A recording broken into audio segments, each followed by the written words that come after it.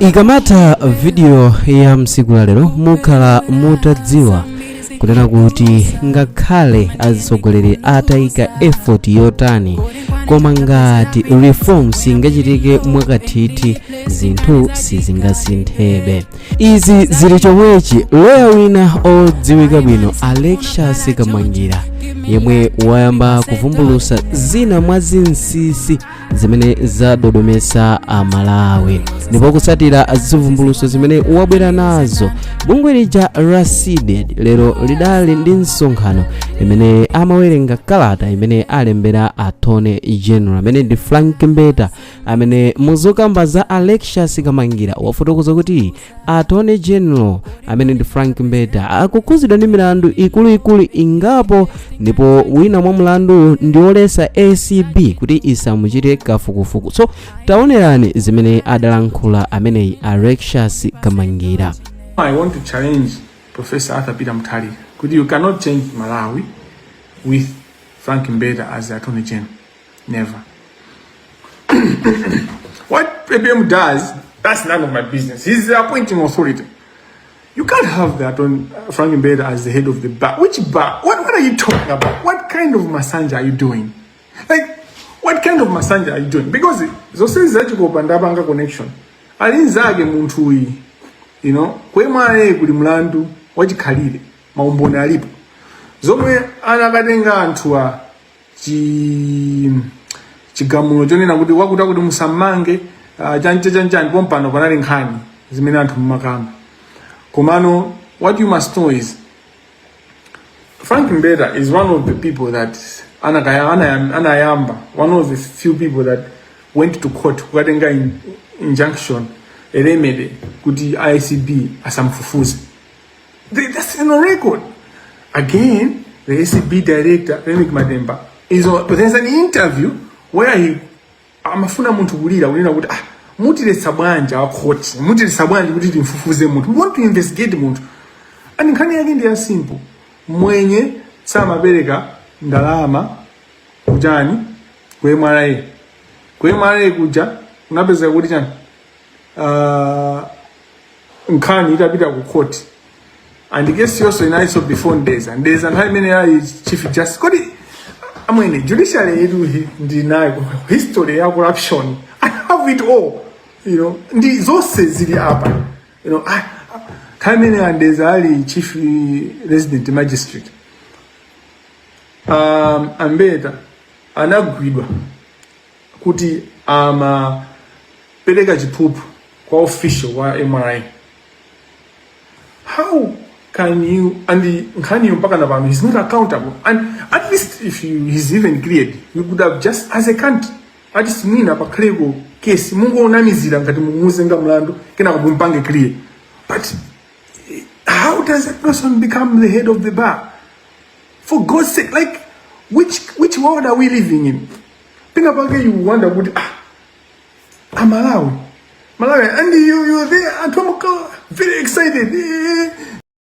Ndikukhulupirira kuti mwaonera ndipo mwamvesesa mu statement imene walankhula wachita kupanga challenge Professor Arthur Peter Mutharika kunena kuti zinthu sizingasinthe mdziko lino ngati ku judicial saona kubwino ndipo kumusankha Frank Mbeta kukhala wamkulu woona nkhani za malamulo yemwe ali ngati mlangizi wa president pa nkhani ya za malamulo komanso mlangizi ku nyumba ya malamulo ndi nduna komanso kukhalanso mlangizi kumabwalo amakhoti pa nkhani ya zamalamulo a Frank Mbeta ndi chimodzi mwa masanje amene Professor Arthur Peter Mutharika adachita. So pambali pa video ya Alexius Kamangira tatiyeni muonerenso zimene CDED mosogozedwa ndi Sylvester Namiwa komanso gulu lawo zimene adalankhula.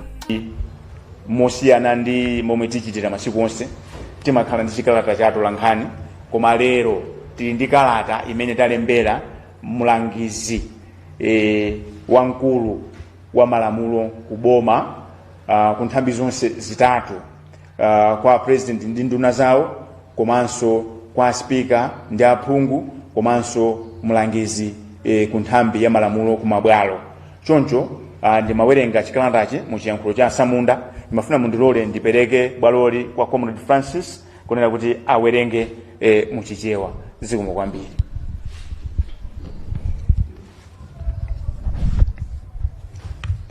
Muchichewa kalata yapangidwa address kwa yalembedwa kwa kupita kwa Attorney General, Ministry of Justice, Private Bag 33 Lilongwe 3. Olemekezeka Bwana Frank Mbeta, kope yapita ku Anti-Corruption Bureau. Okondedwa bwana, pempho loti mutulekaye pansi udindo kufikira mlandu wa Katangale utatha. Monga bungwe loyankhulira anthu omwe liwu lawo silingamveke komanso pokwaniritsa udindo wathu oyang'anira momwe boma likugwirira ntchito, ife a Center for Democracy and Economic Development Initiative CDED takulemberani kalatayi mokhudzana ndi mutu omwe uli mmwambawu. Poyamba, CDED ikufuna kukudziwitsani kuti lawyer Alexius Kamangira, yemwenso ndi womenyera ufulu wa anthu, wadzutsa nkhani yomwe inatsala pang'ono kuyiwalidwa. Kamangira wakumbutsa Amalawi kuti nthawi ina yake mudatenga chiletso choletsa bungwe la Anti-Corruption Bureau kukumangani pambuyo pa kafukufuku wake pa nkhani ya Katangale.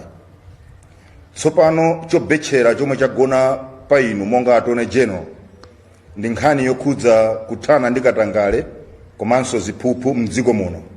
Potengera zomwe anthu akuyankhula, Amalawi tsopano atenga udindo othana ndi Katangale ku mabwalo a milandu. Mchitidwe wa Katangalewu waonekera poyera pomwe andale ena akumatenga ziletso kuti asamangidwe komanso asafufuzidwe. Posachedwa panso, dziko lino ladzidzimutsidwa ndi chigamulo cha Court la Supreme pa nkhani ya Finance Bank of Malawi FBM. Ngakhale kuti Amalawi agwirizana kuti athane ndi ziphuphu zomwe zafala kwambiri ku mabwalo a milandu. Vuto lomwe lilipo tsopano ndiloti naye katswiri wa malamuloyu akuganiziridwa kuti adapindula pa Katangale yemwe Amalawi agwirizana kuti athetseyo. Choipa kwambiri nchoti Amalawi osakudziwa momwe mlandu wanu wokhudza Katangale unathera. Tsopano popeza simuliso lawyer wamba, pomwe pano ndinu mlangizi wamkulu wa boma pa zamalamulo ku nthambi yayikulu ya boma executive, kuphatikizapo president, speaker, nyumba ya malamulo komanso mabwalo a milandu, ndikofunika kwambiri kuti musamale ulemu ndi kukhulupirika kwanu komanso ulemu ndi kukhulupirika kwa office ya Attorney General yomwe mukuyitsogolera pano. Ndichachidziwikire kuti Amalawi ambiri ankayembekezera kuti muyankha mwachangu, poganizira kuti kukhala chete pa zomwe wayankhula lawyer Kamangira kungatanthauziridwe ngati kuvomereza mwachibisira. Pofika pano, mukhoza kuvomerezana ndi CDED komanso Amalawi onse omwe ali ndi malingaliro abwino kuti kudzutsidwa kwa nkhani kwapereka chithunzi choyipa pa inu, kuonjezera apo kupitilira kwa nkhani kukubweretsa mafunso ochuluka oti ngati muli oyenera kukhala wotsogolera maloya komanso kukuchepetsa chiyembekezo chakuti ziphuphu zingathetsedwedi mdziko muno. Pa chifukwa ichi tikuona kuti zomwe wayankhula lawyer Kamangira zikukupatsani mwayi woti mudzichotse pa mlandu umenewu pofotokozera dziko lonse momwe nkhani inathera ku khoti lalikulu ku Zomba. Koma ngati zitakhala kuti nkhani sinathe ku khotiko, CDED ikuona kuti chinthu chabwino komanso choyenera kuti muchite ndi chakuti muchoke kaye pa udindo omwe muli nawo panopa ndi cholinga choti mupereke mpata ku nthambi za boma kuchita kafukufuku ndi kugwira ntchito zawo mosakondera. Kalata iyi yasayinidwa ndi Sylvester Namiwa, Executive Director wa CDED. Zikomo kwambiri. Ndinene pano kuti sabata lapita lachinayi tinali ndi msonkhano wa atolankhani. Nkhani imene inakula mutu kumene kunkonena kuti Amalawi azizimuka ndi chigamulo chimene chabwera ku khoti lalikulu la Supreme kunena kuti Amalawi alipire ndalama chifukwa chokuti nthawi imeneyo kudachitika chiganizo chimene chisidakomere banki ina.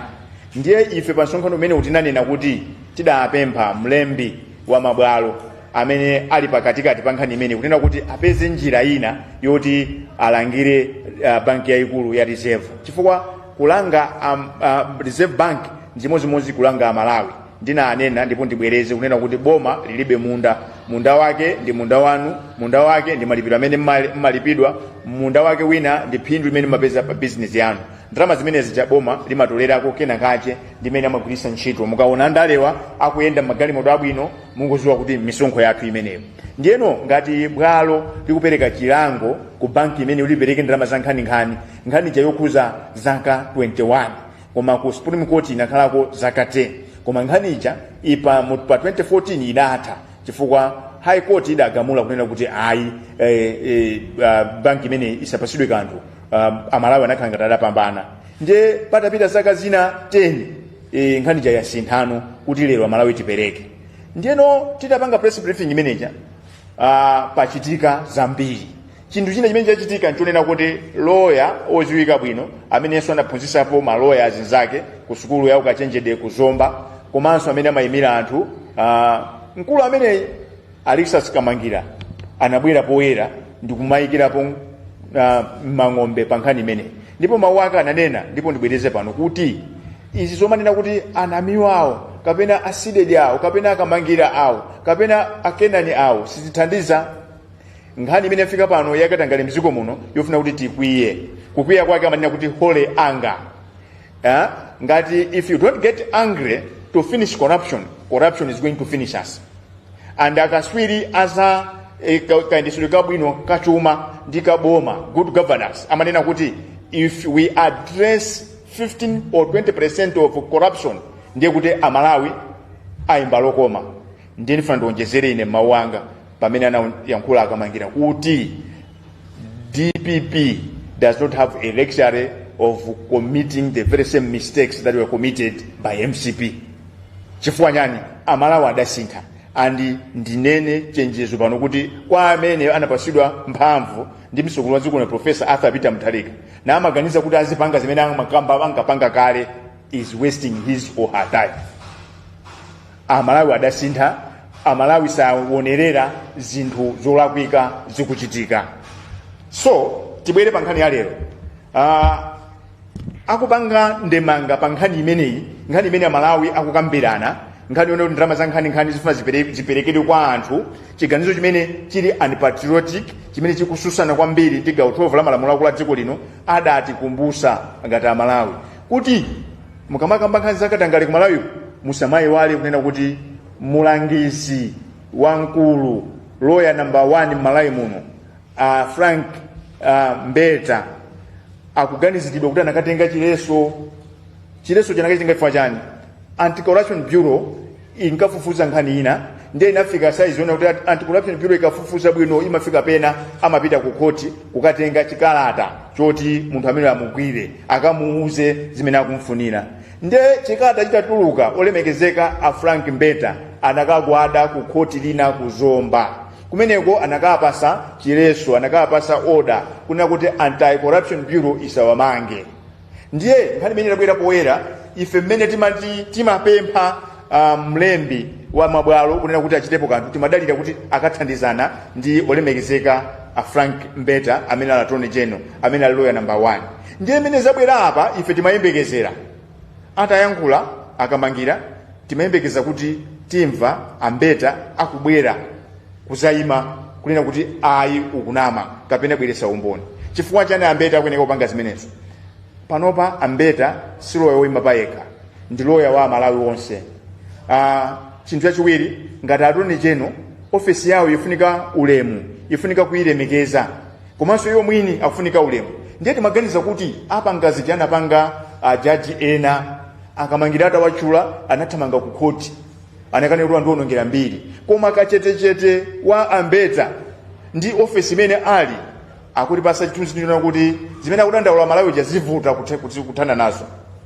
Chifukwa chani panopa Malawi ambiri mukafusa akudandaula kumabwalo, mwamva wina akudandaula nkhani ya kuchikwawa, koma Amalawi ine yake pano ali ndi nkhani zambiri. nkhani ina imene amalawi akukwiya nayo ndiona kuti atsogoleri a ndale akumangopita ku khoti kukapasidwa chileso kuti asamangidwenso. Zisanzo mukuziziwa. Komanso anthu ena andale akupita ku khoti kukatenga order kunena kuti iso Satani asamangidwe. Ndiye amalawi amasakasaka njira kuti tithane ndi vuto limeneli. Ndiye akamangira atikumbusa kunena kuti amene tokaneneka kuti akhale kaswiri pasukulu azithamanga nayenso anapanga zomwezi.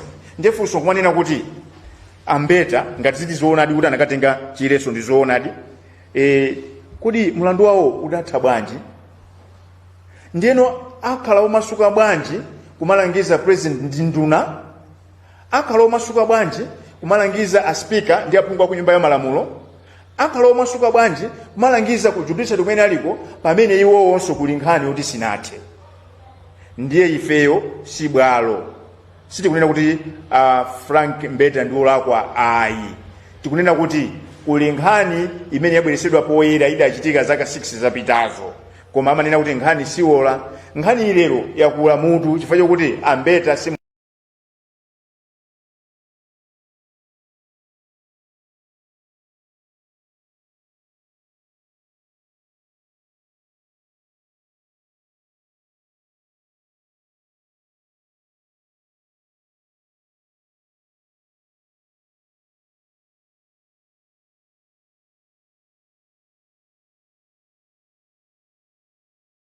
kwamba Ambeta andauze mtundu wa Malawi kuti nkhani imene amafufuzira ija number 1 ametifuna kuti athandize kuthana ndi Katangale, kuti nkhani yake yakatangale ija ilipo kapena inatha. Ndiyeso atiuze kuti kodi zimene amayankhula akamangira kwana mizira ngati akwana mizira ifa chana akhala chete. Fa anzawo ena atadandaula amene sana akondwe zimene anayankhula akamangira anathamanga kukamangala ku court. Now chete wawoyi akulowesa akunyazisa akulowesa mphepo mu office ya Attorney General. Chifukwa chake mbiri zalembedwa kuti mu office mu nthawi inake munali munthu wina amene amaganizidwa kuti adatere. Ndiye tikuti padakali panopa muwapempha tikamaliza press briefing iwo sapange press briefing yawo choyambirira anene kuti kodi mlandu umene amafunira ku Anti-Corruption Bureau uli pati, kodi warrant of arrest imene imanenedwayo kuti Anti-Corruption Bureau anayitenga zili kuti, kodi nkhani ya chileso order imene anakatenga kuzomba ili pati. Ati masule pa zimenezi kuti tikamayenda tikamakakamiza kuti timbane ndi Katangale tizizo kuti tili timu tonse tani yokwanira. Ndisindike pano kuti we cannot begin to dream about fighting corruption when we have got uncleared issues bordering on the Attorney General, who is supposed to be lawyer number 1. 2, ngati mlanduwo sunathe, ngati nkhani yoyenda ngoyima pena pake tikuwapempha mwa ulemu chifukwa cha office yawo imene ali abatula kai pansi udindo kunena kuti nthambi zina zimalizise. Ndinene pano kunena kuti siwo khawa amene ali ndi nkhani, koma kusiyana kwa nkhani zina ndi Attorney General zonena kuti nkhani zinazo zidakali zinafika ku court koma yawo isinafike ku court. Chifukwa pamalo poti afike ku court ACB imakutengera munthu ku court akakumanga ndimene amapita ku court kwa kuuza kuti nkhani yako ili pa court. So kusiyana anthu mungamafuse kuti kodi anamiwa kuti chani kuli nkhani zambiri, inde kuli nkhani zambiri kwa nkhani zoti ku court. Ndiye ku court konso umakhala ndondomeko yake mwachisanzo ngati boma alikufuna kuthesa mlandu amapanga file notice ku court kuja kuti pasifukwa izi mlandu anamiwa tikuyimisa.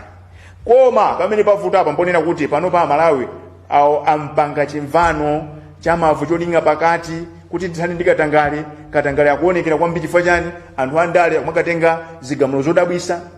Ndiye sitimanga menye nkhondo imeneja otisogolera nayenso ali ndi zinthu zina zake zimene anthu akuganizira. Kusiyana kwa milandu ila yonse ya anthu amene mukwadziwa ndi nkhani mponena kuti apa Khoswe waima pa plasma pamene limati ife tigulise ntchito tidusirepo mpati ndi pamene panifake tikumanga pano kuti ngati nkhani zinathe the noble thing to do is to step down. Kunena kuti nthambi zina zaboma zigwire ntchito zikagwira bwino ntchito mphamvuzo the appointing authority chizakomera monga michina akomera poyamba kwa asankha chizakomeranso kuwabwezeresa pamenepo. Ndimafuna ndisindike pamenepo. So ndiyankhula kwambiri koma ndikuganiza kuti zinali zofunikira kuti timvese bwino kuti tikuchokera kuti. Pomaliza penepeni sinapereke bwalo kwa azinzanga, ndimafuna ndinene kuti inenso ndikuyankhula pano ndili ndi belo ndimayendera ku area 30. Tikudikira kunena kuti ku ofesi yoyimira boma pa milandu atilangize kuti mlandu wakatayendera belo for 6 years tizipita kusokolo bwanji. Komanso ndikuwuzeni kuti standard procedure imanena kuti iweyo ngati uli nzika yolemekeza malamulo a dziko akakuuza kuti kupolisa kukufuna sumathawa umapita ukamve, au ukamva kuti atenga warrant of arrest, lawyer yemweyo amakulangiza kuti tiye, amakukira pankono tiye tikamve kuti akufuniranji. Koma malinga ndi ma records, malinga ndi mmene amayankhula akamangira, olemekezeka Attorney General Frank Mbeta atamva kuti kuli warrant akwafuna, malo moti apite ku SCB akamve kuna kuti akundifuniranji, malo moti mwina apite pa nearest police akamve kuti mukundifuniranji, anathamangira ku court. Ku court ukatenga chileso choti asawamange anisana wamangeni. Tifatena kuti nkhani iyi yakula nsinkhu chifukwa chokuti Attorney General si lawyer wamba, ndi lawyer wa aliyense malaimo. Mundilole ndili ndi Rose Steni pano angagawo chiblankete 1 minute. Ine ndimafuna ndiyankhule kwa Malawi anzanga kuti kukonza dziko tisasire azibambo okha. Ndifuna so ndiyankhule ndi azimayi anzanga kuti tisamaziyang'anire pansi pamene zinthu mu dziko muno zikusokonekera.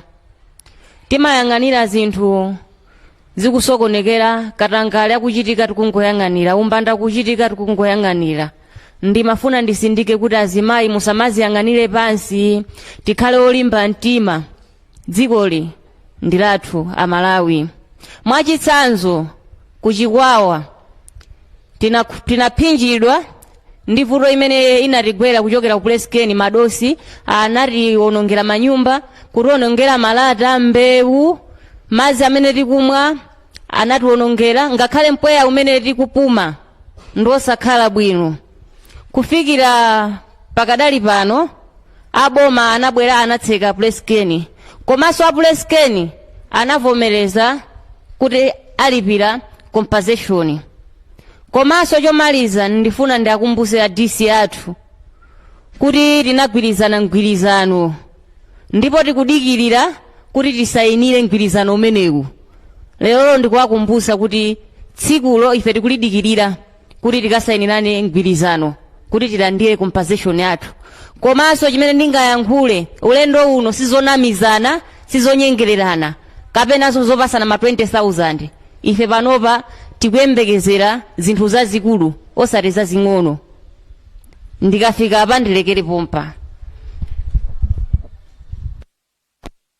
Chiwerengero chachikulu Malawi pakati mayisisa nthawi zonse sidedika mayankhula ku mtundu wa Malawi, amayi azikhalapo, kandimverera nakanena za maluwa msonkhano ndo atolankhani. Ndikanakonda kuti tizingoyankhulabe koma nthawi singatole kutera. Ndimafuna mundilole ndisegule bwaloli kunena kuti nkutheka kuti muli mmafunso motefunso. As per tradition, you be identified, you introduce yourself, then you fire. Your floor is open.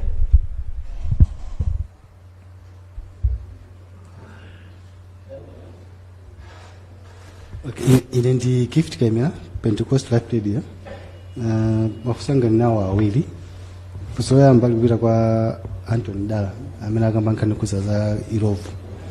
Kuna kuti nthawi zambiri munthu kadandaula nkhani zokuza pa ntchito amatokoyesa ntchito zotsatira zake.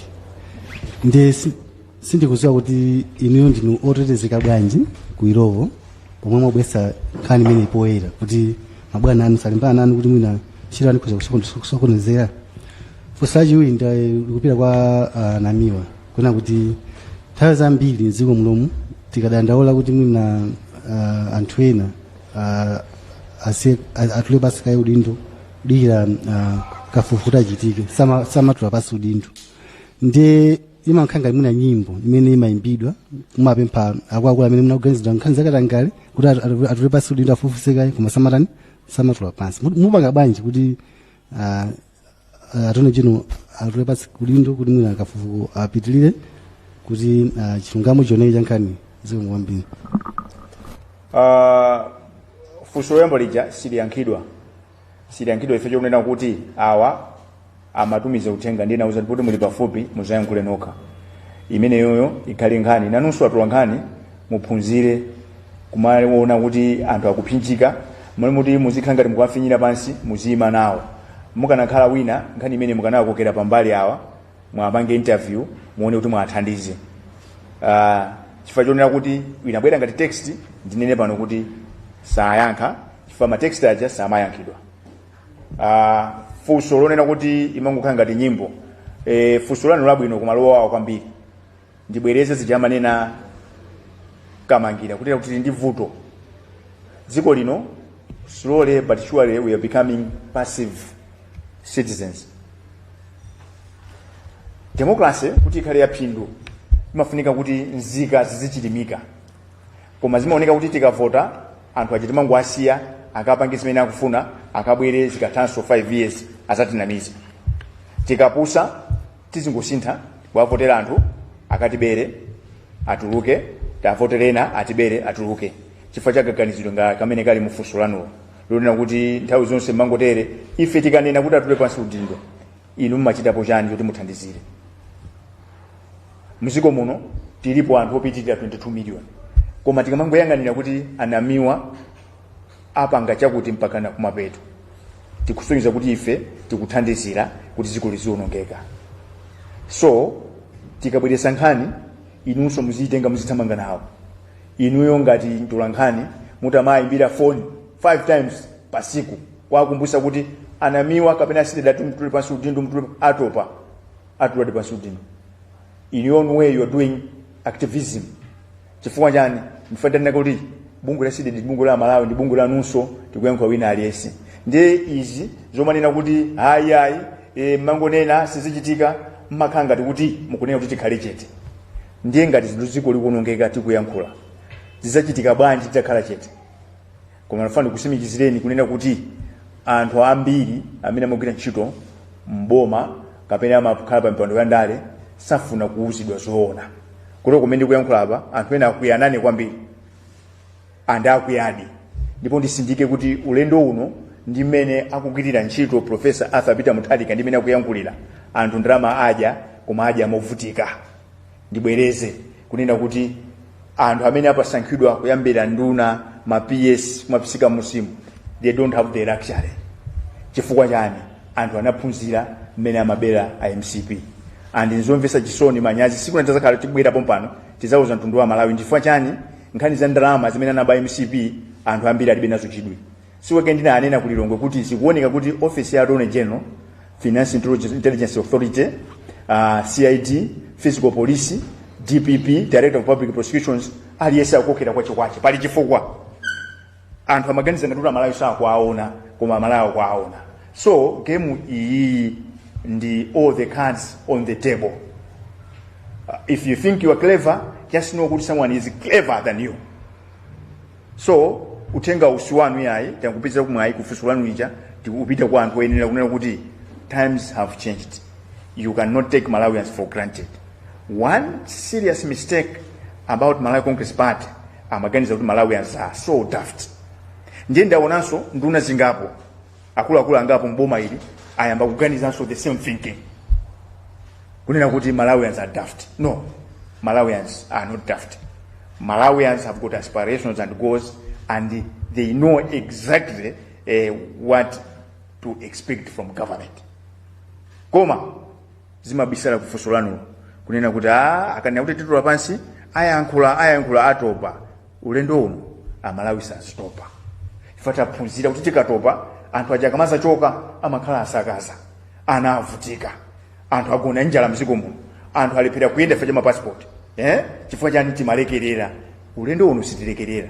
Ngati mukumbukira bwino 1 week tisana vote ndinauza Malawi kuti tikavote koma tikavote mwantendere tikavota mwantendere komanso tikavote osati mopepera zinachitika chani tidavota tikateteza vote titateteza vote chasana ndi chani zimene amatilonjeza lija we want value for our vote because mbuyomu mphamvu timakhala nazo tsiku limodzi tikangovota that's the end ulendo uno kulibe we'll be following each and every tambala we'll be following each and every action we'll be following each and every promise zijazomango yankhula ngwane kuti tayankhula mala tathana nawo kulibe Eleanor Roosevelt ananena kuti if you don't want to be criticized say nothing be nothing do nothing so aliyense amene anavomera kutenga oath of office including in public office ali pa chikole ndi amalawi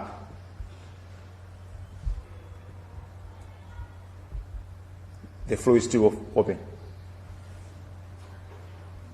pali funso lina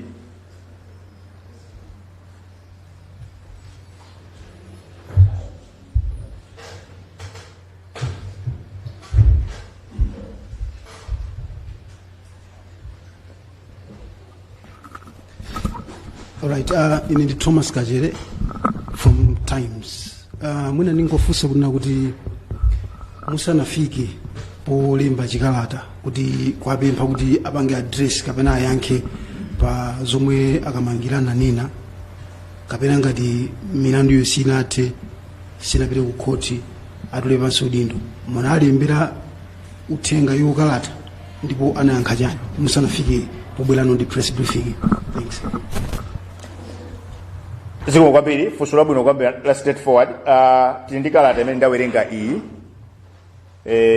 date yake ndi 17 lero date ndiya 18 mukayang'ana pafoni panopo ndakutumizirani uthenga pali kalata imene ikunena kuti ndi chidindo chosonyeza kuti kalatayo inakaperekedwa ku ofisi kwawo kwa Attorney General dzulo komanso musimu muli chikalata china chikusonyeza kuti kalatayi inakafikadi ku bunge lothana ndi katangale ndi ziphuphu choncho ndikukhulupirira kuti kalatayo ali nayo komanso zimandionekera ngati mwa mwano kapena mwa chipongwepongwe kunena kuti pasana kwane pa 16 anthu andale tinali nawo mmuzimu timazungulira timakhala limodzi timayankhulana chonchi eti ndiye lero chifukwa kuti tapasa mphamvu akhala m'mipando ija ndiye azikafuna kaulemu kapaderadera mukakawerenga section 12 ya malamulo akulu a dziko lino muona kuti pakati pa iwo aja ndife ofunika ulemu ndife ife timavota ndife misonkho timalipira ndife koma chifukwa chokuti ulemu tinawonjeza kwambiri kumalawi kunoko anthu awa asogolera amatipanga chipongwe amafuna zitiona ngati kuti ena ake ndithu choncho ngati kalata sina apeze ndiye kuti uthenga wapeza padakali panopo ngati suna apeze zikhala zodabwisa chifukwa chokuti by the virtue of being the Attorney General is supposed to have ears and eyes everywhere ndanakale kuti this is not an ordinary lawyer is a chief advisor to the executive including the president is a chief advisor to the speaker of parliament including members of parliament so to the judiciary therefore kunena kuti uthenga suna afike it will be unfair kwa Malawi because first of all aliyese amene ali mu public office chinthu choyambira kudziwa ntonena kuti is there because Malawians exist accountability or